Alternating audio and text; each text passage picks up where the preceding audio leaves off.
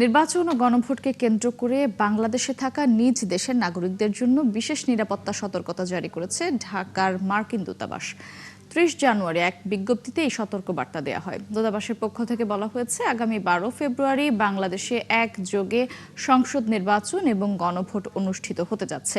দূতাবাসের বিজ্ঞপ্তিতে বলা হয়, তখন রাজনৈতিক সহিংসতা বা উগ্রপন্থীদের আক্রমণের আশঙ্কা রয়েছে।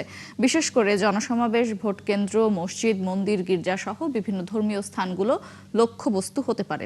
এতে মার্কিন নাগরিকদের রাজনৈতিক বিক্ষোভ ও বড় ধরনের সমাবেশ এড়িয়ে চলার পরামর্শ দিয়ে বলা হয়েছে, শান্তিপূর্ণ উদ্দেশ্যে আয়োজিত কর্মসূচিও যে কোনো সময় সংঘাতময় বা সহিংসতার রূপ নিতে পারে।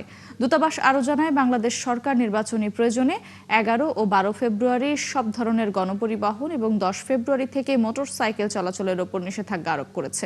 এই পরিস্থিতির কারণে আগামী ১১ ও ১২ ফেব্রুয়ারি ঢাকার মার্কিন দূতাবাসে অনসাইট বা সরাসরি পরিষেবা সীমিত থাকবে।